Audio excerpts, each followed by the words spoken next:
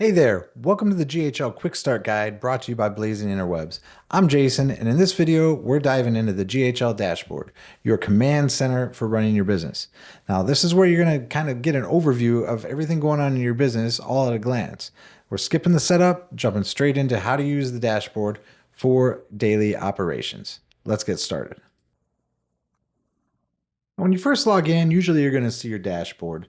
Um, the dashboard looks like this, and it has these different sections in here, and I'm going to briefly kind of go over what they mean. Okay, so the opportunity status here, this gives you some information about like the different people that are in your pipeline, the different prospects you have. Is it an open, lost, abandoned, things like this. So it's kind of going to show you, the more data you have in here, and the more diligently you use these, the more the accurate this data is going to be. Opportunity value. This is saying, I mean, this account is showing 1.2K, 1.28K worth of business in the pipeline in the last 30 days. This account's not moving really fast lately, but that's where it's at right now. Now the conversion rate, when things are being marked properly, like the prospect comes in, a lead comes in, and then when it turns into a customer, you mark it as a customer, and then you'll start to get your conversion rate showing up here. Now, when we go down here, it says funnel, right? So this is basically your pipeline. Okay, now we customize these pipelines to give these different stages. Yours might look different. Every business sort of has a different customer journey. So how your leads come in and how they move through your process before they come out the other side, either as a closed customer, like you won the deal, or you end up losing them, right? So either way, there'll be different stages. And this kind of just shows you, hey, how many people are in each stage? Where's your pipeline at?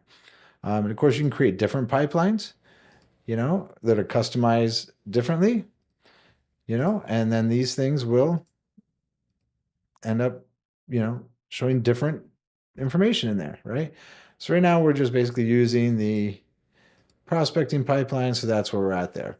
Now, as a business owner, one of the things you're going to really use, I want you to really focus on using a lot, is check this manual actions. A lot of times in our workflows, we can put things in there that'll say, hey, call this person.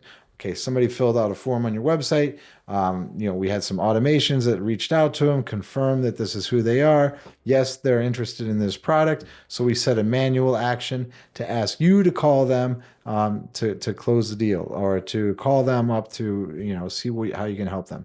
Now, this particular one has got 40 different manual actions for phone in there. Now, if and I was a business owner, I want you to really watch this section.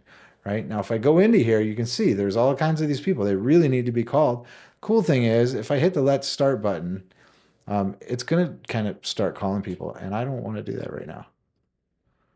So I'm going to hang up. But you see, when you make a phone call, when you've talked to them, right, you're going to say, how did the call go? These either no answer, busy, you got a voicemail, or you completed the call successfully, right? So I'm just going to say no answer, right? So that's going to keep them in the pipeline. Okay. Now it's going to want to call somebody again soon. So this isn't really what I came in here for today. So I don't want to make these calls.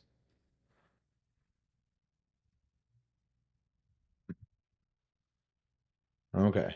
That's better. Back to the dashboard. So manual calls is a good area you want to look at. This tells you when you have to do something. You need to call this person. You need to do that.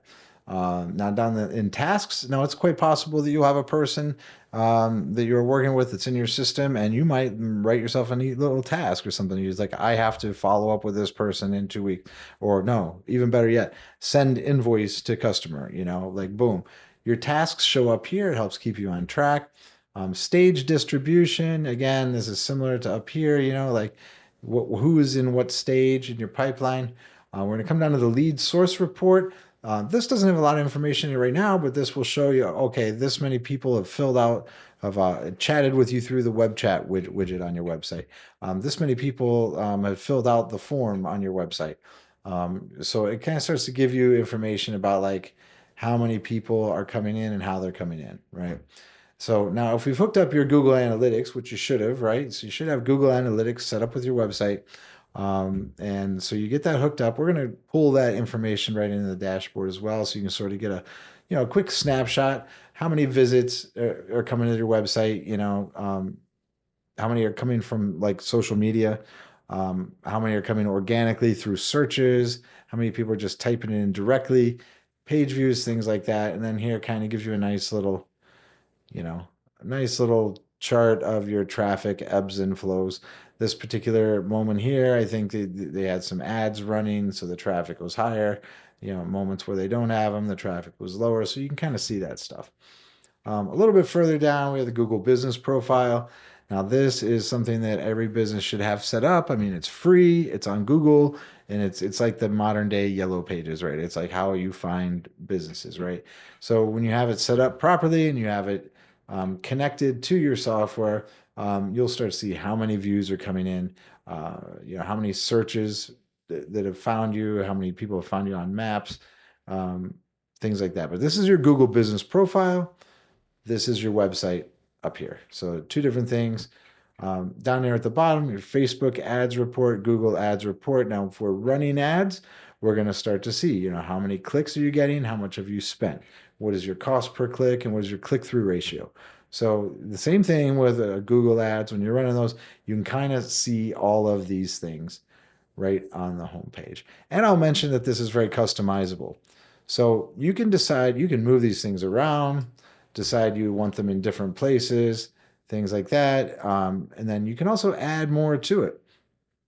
Say I want to see, how many emails, are people opening, um, some visitor data, there's different types of visitor data you can put in here. Appointments are a great one, like how many, show me a list of upcoming appointments for the next week. So when you log in, you can see, oh, I have this many appointments next week or last month's booked appointments, things like this. So it's just to show things in sort of a graph. You can also add things like, contacts without email. That's interesting. Count of contacts without an email address, count of contacts without a phone number. That's interesting, right? To get in and kind of clean things up. So you can really go through this and check these different things, and you can kind of customize it the way you want, right? So you customize this dashboard to look however you want. Also, when you're first logged in, you'll see on the left side, you've got these different options here. Some of them you're going to use quite often, like the Conversations tab. Oh, it wants me to save. Well, I'll leave. I don't need to save that. Conversations tab, you're going to live in the Conversations tab quite a lot. You're going to see the calendar. You're going to see the payments tab. These are going to be big things for you. So don't get overwhelmed by all the options. Just stick to what you need for the daily operations, and you'll get comfortable over time. Okay, so that is a quick tour of the GHL dashboard. And now that you know where everything is, you're ready to dive deeper into each feature. Now, in the next video, we'll explore this Conversations tab in way more detail, where you learn how to manage your customer interactions across multiple channels, all in one place. So if you found this video helpful, be sure to like, subscribe, and bookmark this playlist for easy access. Thanks for watching, and I'll see you in the next video.